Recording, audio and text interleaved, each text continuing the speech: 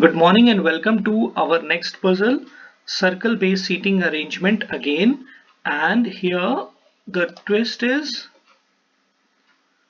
all the people are not facing toward the center. Some of them are facing toward the center and some are facing outside the center.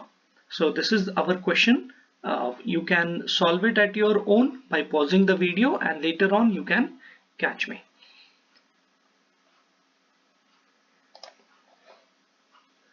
We'll read out the puzzle.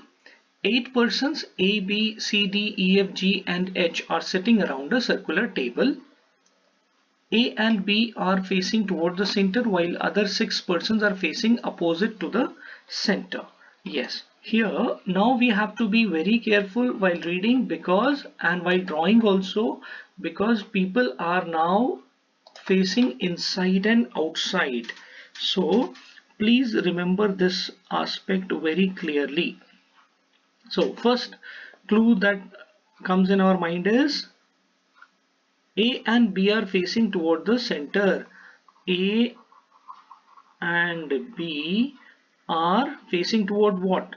Are facing toward the center. तो अगर हम इसको ऐसे करें, centre की तरफ कर देते हैं इसको, ये वाला हम इसको अपने याद के लिए हम यहाँ पे कर देते हैं कि they are facing toward center and rest all are facing outside. Rest all are facing outside. Rest all are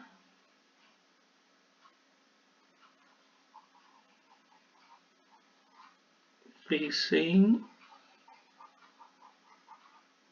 outside. ये चीज बिगिनर्स के लिए बहुत मायने रखती है because if you are a beginner and you are trying to solve this, so please always remember that you have to solve it by remembering the directions of, because पूरा खेल यहाँ पे डायरेक्शन का ही है. ओके, ये चीज आपको पता चल गई.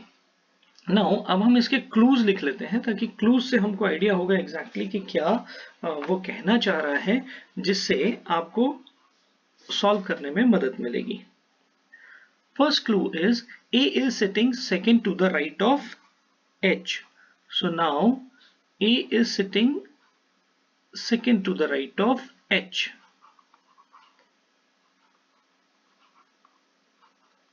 A is sitting second to the right of H. B sits third to the left of A. B sits 1, 2, 3 third to the left of A. ये भी आपका क्लियर हो गया. ये हो गया.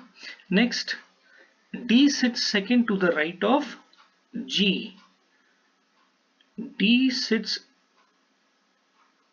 second to the right of G. G is immediate neighbor of neither B nor A. तो ये बहुत ही इंपॉर्टेंट क्लू होते हैं.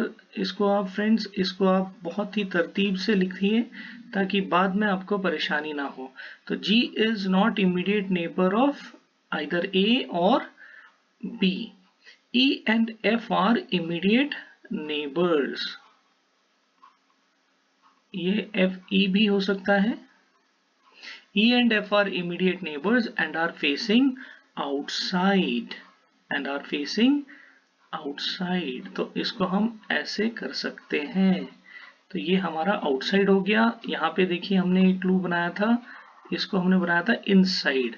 तो A और B कौन से हैं? इनसाइड वाले हैं. These are facing inside and others are facing outside. तो अभी हम यहाँ पे अगेन, यहाँ जब 8 है तो आपने याद रखना है जैसे हमने पहले किया है. 8 देखते ही आपने फटाफट इस तरीके से आमने सामने 8 लाइनें ले लेनी है. दूसरा सर्कल भी हम रेडी कर लेते हैं ताकि आपको समझाने के वक्त मुझे थोड़ी आसानी हो और आपको समझने में भी आसानी हो. This is exact figure that will come now.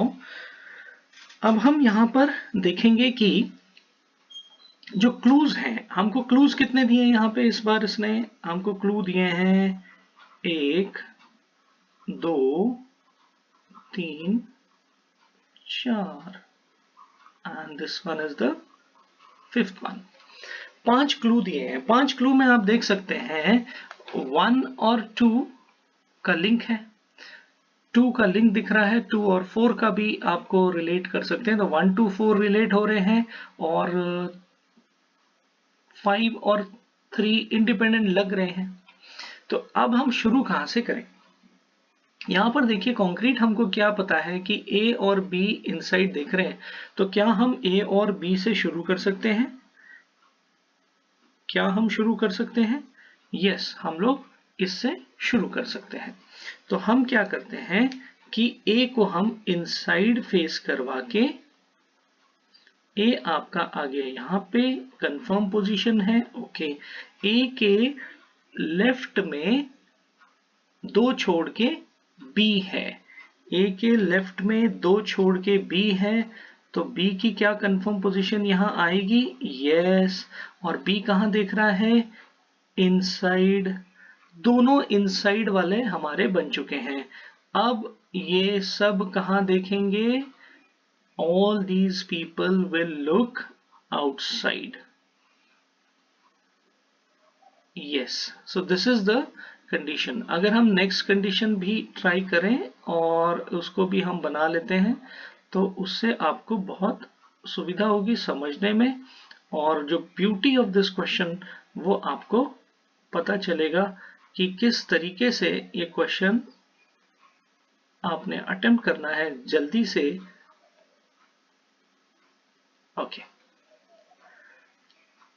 Now एक कंडीशन हमारी यहाँ पे हमने सॉल्व कर ली, this one, this condition is used. Now एक और दे रहा है, वो ए से संबंधित ही दे रहा है एच के मामले में। तो ए और एच का क्या बोलता है वो? A is sitting second to the right of H.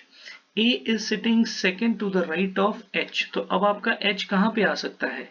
क्या एच यहाँ पे आ सकता है? नहीं, यहां से आएगा तो ये लेफ्ट होगा, तो एच आपका जो है वो यहाँ पे आना चाहिए। और ये कंफर्म पोजीशन है, बिल्कुल क्लियर बोल रहा है, H is sitting second to the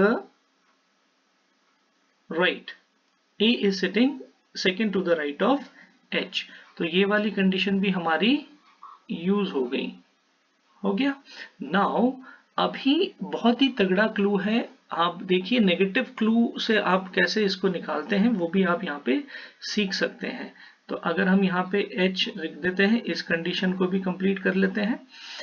after that when you see G के बारे में वो कुछ कह रहा है। G के बारे में कहता है कि G जो है वो A और B का इमीडिएट नेबर नहीं है। तो क्या B के इधर G आएगा? तो आंसर है नहीं आएगा। यहां पर आएगा? नहीं आएगा, क्योंकि वो इमीडिएट नेबर है। सिमिलरली यहां पर क्या G आएगा? नहीं आएगा, और यहां पर भी G नहीं आएगा। तो अब आप देखिए 4 प्लेसेस पे उसने G के लिए मना कर दिया। G के लिए बची कोई जगह? यस, इमीडिएट और बहुत ही आसान जगह जो बची है, जो जिसमें कि G को आना ही चाहिए, वो ये प्लेस है, क्योंकि और चारों जगह पे नहीं बोल रहा है वो। अब G के बाद वो कहता है D sits second to the right of G। तो second to the right of G में यहाँ पे आपका D आ गया, तो D भी कंफर्म हो गया, यहाँ पे D आपका कंफर्म हो गया। उसके बाद आपका ये पोजीशन, ये वाला क्लू गया, ये वाला क्लू गया। अब F और E आता है। अब इस कंडीशन में अगर हम देखें तो हमें क्या दिखता है? 2 पोजीशन एक साथ होनी चाहिए। यहाँ पे एक खाली है, तो यहाँ पे हम F ही नहीं बिठा सकते, यहाँ पे हम F हो सकता है, यहाँ पे E हो सकता है, या फिर आपका E यहाँ होगा और F यहाँ होगा। तो ये दोनों का क्लू हो गया। अभी बचा कौन सा? अभी आपका बच गया C। तो C आपका यहाँ पे आ गया। अब आप बोलेंगे कि इस कंडीशन में क्या प्रॉब्लम है, इस कंडीशन को भी हम देख लेते हैं, क्या इस कंडीशन की जरूरत है हमें? तो आई डोंट फील कि इसकी जरूरत है, बिकॉज बिल्कुल ही क्लियर था, क्योंकि जी के ऑप्शंस हमको चाहिए थे, तो हमको चारों ऑप्शन हमको पता चल गए कि जी हमारा 4 जगह पे है नहीं, तो ऑटो मोड में हमको पता चल जाता है 1 2 3 4, तो ये सिमिलर कंडीशन है, तो इसकी हमें कोई आवश्यकता नहीं है इस केस में। तो इसको मैं इरेज कर देता हूं ताकि आपको इसकी जरूरत ही हमको नहीं पड़ी है।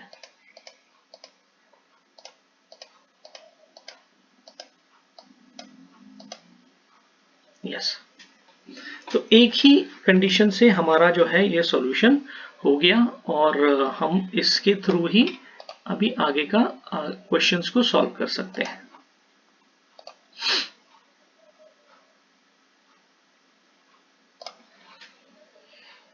ओके, ये चीज बिल्कुल क्लियर है, इसमें कोई समस्या नहीं होनी चाहिए।